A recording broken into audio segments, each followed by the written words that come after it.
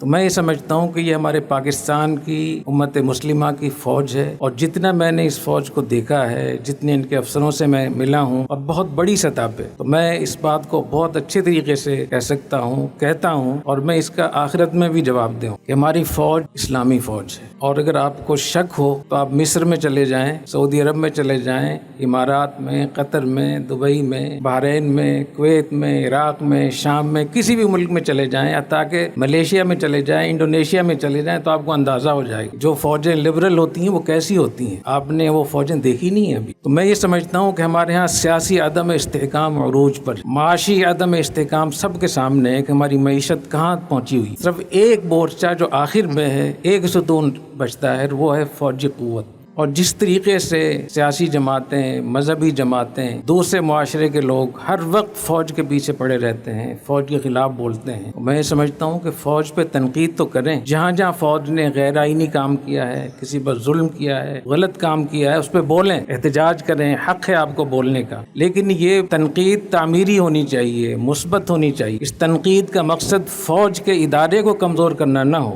بہت سے لوگ اسلام کو تو گالی نہیں دے سکتے تو مسلمانوں کو گالیاں دیتے، بہت سے لوگ مدارس کو برا بھلا نہیں کہہ سکتے تو وہ کسی محتمم کو برا بھلا کہیں گے۔ تو یہ جو طریقہ ہے کہ تنقید کو تحقیر کا اور ایک سازش کا ذریعہ بنا لینا، اور پاکستان اور اسلام کے دشمنوں کی آوازوں میں آوازیں ملا لینا، یہ بہت خطرناک ہے۔ یہ ہم اپنے پیروں پہ کلاڑی مار رہے ہیں۔ تو میں نے اس کی فوج کے اوپر بہت میں نے ہوم ورک کیا ہے، بہت میں نے محنت کی ہے، ان کے لوگوں سے میں ملا ہوں، ان کی چھاونیوں میں گیا ہوں، کاکول گیا ہوں، پی ایم اے میں گیا ہوں، کہ بہت ساری چیزیں میں نے دیکھی ہیں۔ تو دیکھنے کے بعد تو مجھے ان لوگوں میں سب سے زیادہ دینداری نظر آئی بنسبت دوسرے لوگوں۔ یہ وہ چیزیں جو میرا مشاہدہ ہے، جو ہماری فوج ہے، اس فوج کو، اس کی حفاظت کریں، آپ اس کی عزت اور توقیر کی حفاظت کریں۔ اگر خدا نخواستہ یہ فوج کمزور ہو گئی، جس طریقے سے ابھی سلسلہ شروع ہو رہا ہے، تو ہماری عزتیں، ہمارے مدرسے، ہماری جان مال، ہر چیز خطرے میں ہوگی۔ تو ہمیں اپنے اوپر بھی رحم کرنا چاہیے، اپنے نسلوں پر بھی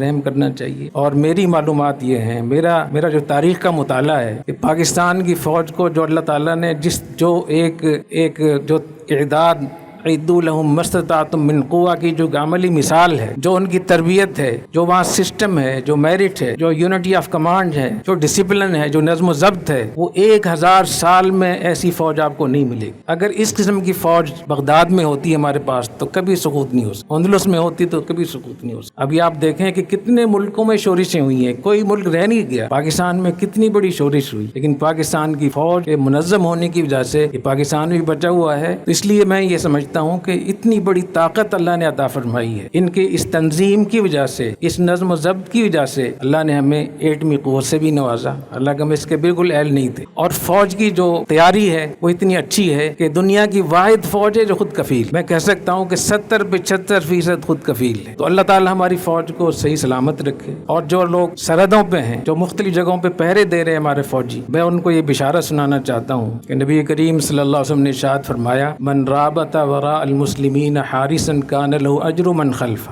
کہ جو جس جگہ کا پہرا دیتا ہے تو اس میں جتنے بھی لوگ نیک کام کرتے ہیں ان سب کا ثواب ان کو ملے۔ جو پاکستان کے فوجی محاذوں پر ہیں، سیاچن میں ہیں، مختلف جگہوں میں سرحدوں پہ کام کر رہے ہیں، چھاونیوں میں مختلف ٹریننگ کر رہے ہیں، اور وہ تیار ہیں ماشاءاللہ، جو وقت ان کا صرف ہو رہا ہے تو بہترین وقت ہے، بہترین عبادت ہے، وہ عبادت میں صرف کر رہے ہیں۔ آپ نے یہ حدیث پڑھی ہوگی کہ جو مجاہد کا گھوڑا ہوتا ہے، وہ جب بندھا ہوتا ہے تو جتنی قدم وہ بندے بھی چلتا ہے اس کی بھی نیکیاں ملتی ہیں مجاہد۔ اور صحیح بخاری کی جو آیت ہے کہ اس کا بول و براز بھی قیامت کے دن نیک اعمال میں تولا جائے گا۔ تو میں تو یہ سمجھتا ہوں کہ جو ہماری فوج ہے یہ مجاہد ہے۔ البتہ یہ ضرور ہے کہ جیسے اور مجاہدین غلطیاں کرتے ہیں، ہم نے دیکھا افغانستان میں کہ پہلے جو تنظیمیں تھیں، شیخ سیاف کی، ربانی، حکمت یار، احمد شاہ مسعود اور بڑے بڑے لوگ تھے، تو پہلے بہت مجاہد تھے، ان سے غلطیاں ہوئیں۔ تو اگر فوج کوئی غلطی کرتی ہے، کسی پہ ظلم کرتی ہے، تو اس کی حمایت نہیں میں کر رہا، لیکن ادارے کے طور پر میں سمجھتا ہوں کہ اس کی حمایت کرنی چاہیے۔ اور فوج کے خلاف بولنا، اپنی مجلسوں میں مجلس آرائی کرنا، اور فوج کے خلاف بولنے کو اپنی ہیرو بننا، اس کے لیے اپنی کامیابی سمجھنا، یہ اپنے پیروں میں کلہاڑی مارنے کے مترادف ہے۔ ہمیں اس سے باز رہنا چاہیے اور ہمیں خودکشی نہیں کرنی چاہیے۔